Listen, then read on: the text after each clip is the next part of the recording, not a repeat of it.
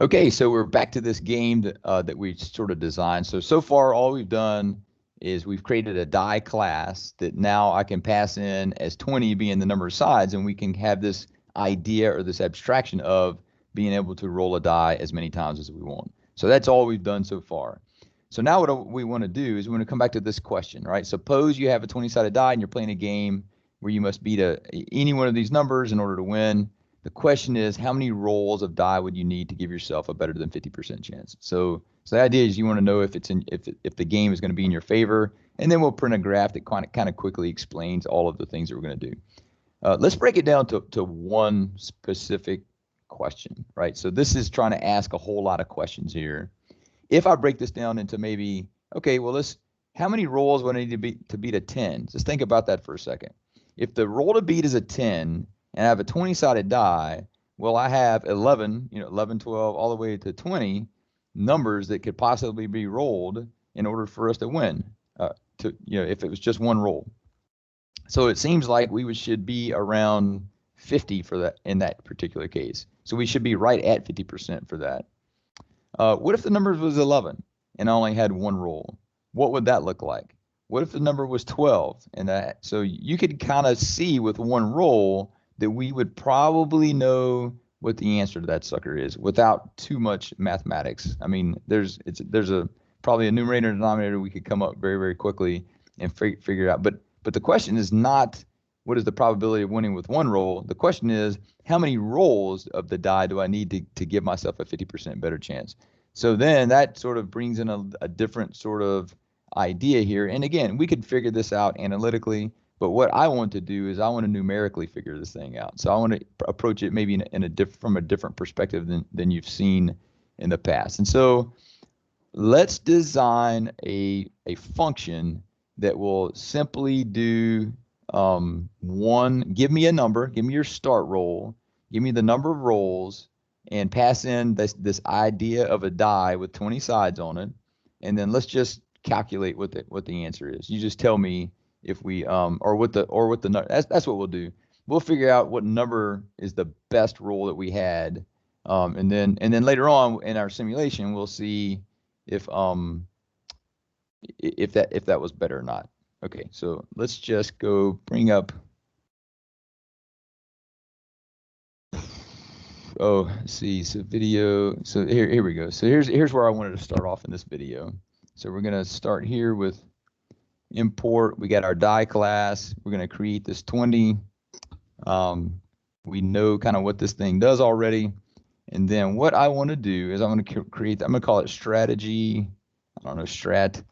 We're going to pass in whatever the die is. It could be a 20-sided die. And we're going to build this to sort of answer many questions. We would just tailor it for this specific question for right now.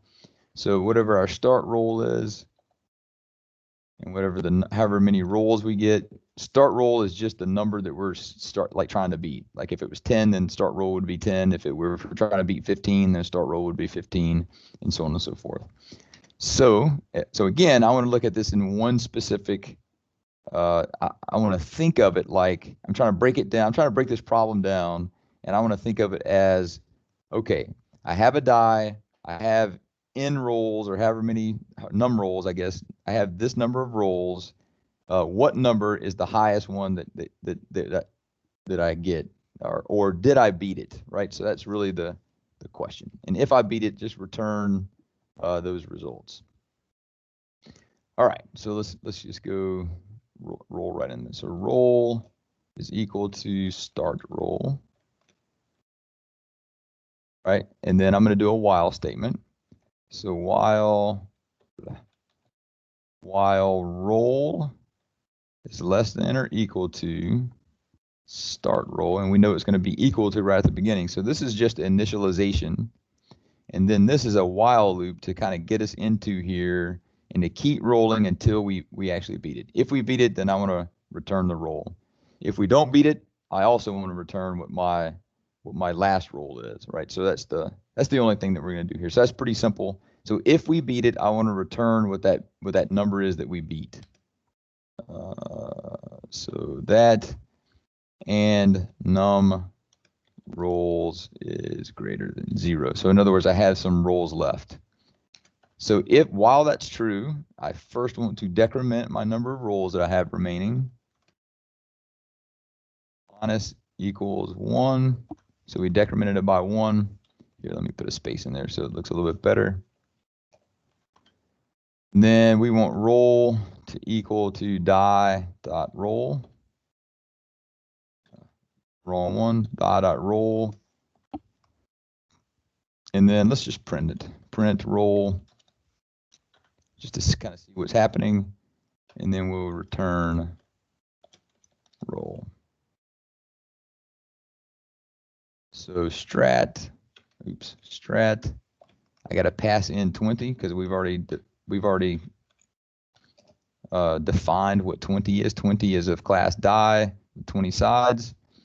And then, I don't know, start with 17 and give ourselves 3 rolls. How about that? And find out what happens. Oh, so the first roll was a 20, so we went in.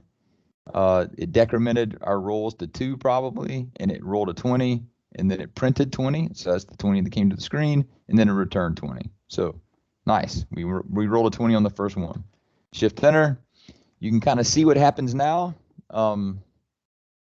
It looks like our first roll was a 6, our second roll was a 3, and our third roll was a 9. And so output is a 9. So the question is, did we beat 17? And the answer is obviously no. So that's how we're going to use this function that we created here, right? I'm going to now put in 18 and give myself 5 rolls and see what happens. So 18 did not beat 18. You got to beat it. So even though I rolled a pretty decent number and I had 5 rolls, 9 was the last one that came out. So that just, all that means when a number less than than our predicted roll came, it doesn't mean you never, that 9 was the highest number. It just means you never beat it. So I don't really care if I never beat it, So let's do it again. And you can see 19 came out on your 4th roll. And so the answer that comes out is 19. All right. So that's how we're going to use it. I can get rid of this print statement now. I know what this thing's doing. And then 19, that's like we won there. We won a, oops. We didn't win that time. 17 is less than 18. As long as this number is less than that number, it means it did not win. Okay. So now what I want to do is I want to use this little strat function that we just created inside another simulation, if you will. Now, I know we haven't talked about simulations. We're going to go into some random number generation and those kinds of things in a few lessons. But for right now, let's just define simulation. This simulation that we're going to do. Again, what a simulation's doing is it allows you to gain a lot of experience without having to actually do it. So think of it like that. I want to know if 5 rolls is going to beat 18 50% of the time. Well, what's the easiest thing to do? We'll just run this a whole bunch of times and just, I mean, I could sit there and roll it 5 times or, 3 or however long it take me to beat it, but give myself at max 5 rolls, which is what we did in this strategy. And we could just keep doing that and just calculate every time we won, we give ourselves a click in the wins column. Every time we lost, we give ourselves a click in the lose column. And then we just find the mean at the end, right? So I would just add the number of times that I won, divide by the total number of times that I did this simulation. So that's what a simulation is doing, is it's allowing you to do that without taking a whole bunch of your time. All right, so I'm going to have n being the number of simulations that we're going to do. Die meaning just like it meant before in the strategy above. Start roll is exactly the same thing as above. Num rolls, exactly the same thing as the guy above. And so now what we're going to do is results. So I'm going to pass out this thing called results, and it's going to be np.zeros. Right, I'm going to initialize this thing. I'm going to have n d type equals int. So I'm going to have a bunch of zeros, and then I'm going to fill it in either with a 0 or a 1. Matter of fact, I don't even need to fill in with 0. These are going to be a bunch of zeros. If I win, if this thing works, in other words, if this number that comes out of strat is bigger than the number that I sent in, then we know we won, and therefore we will give it a 1 there so that we can add up all the ones later on. Okay, so what I'm going to do for I in range in. All right, so all the results is, I just want to make sure that we understand that. Results is just a data, is something for me to capture what's happening in my simulation. The 0th one is the very first game, the first time we do these rolls. The second one is, the 1th one, results bracket 1 would be the second time that we do it, and then the third time, and then we're just capturing, it's either going to be a 0 or 1. 0, it'll stay a 0 if it doesn't work, and we don't beat the roll, and it will turn into a 1 if it does. Okay.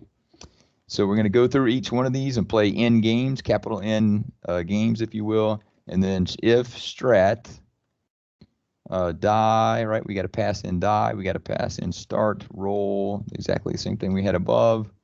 And num rolls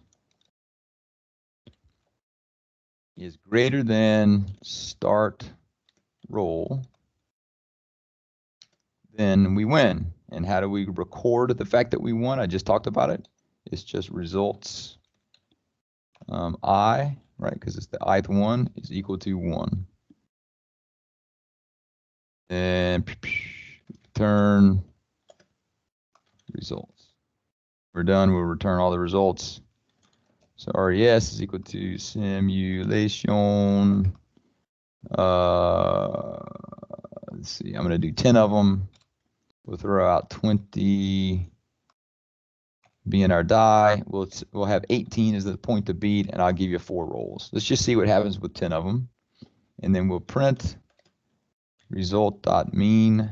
So all that's doing is giving us how many times, like the average, and print result. All right, let's see what happens. Okay. So we ran this thing. It started off with a bunch of zeros, and obviously the first time through, it won. The second time through, you beat the roll. The third time through, you beat the roll. You didn't on the 4th. You didn't on the 5th. The 6th you did, and so on and so forth. And then what is this 0.6? It's just 1, 2, 3, 4, 5, 6 divided by 10. Okay, I think that's really all I wanted to talk about here. Next time what we'll do is we will run through all of the different possibilities and then sort of graphic. So that's what I want to do next. Capture all of these means, all of these 0.6s or whatever. I want to capture all those for in simulations. I'm gonna let it be 1,000, and then we'll capture everything, and then sort of try to make a graph that displays all that. Well, that's all I got. Hopefully you guys got something out of this, and I will see you next time.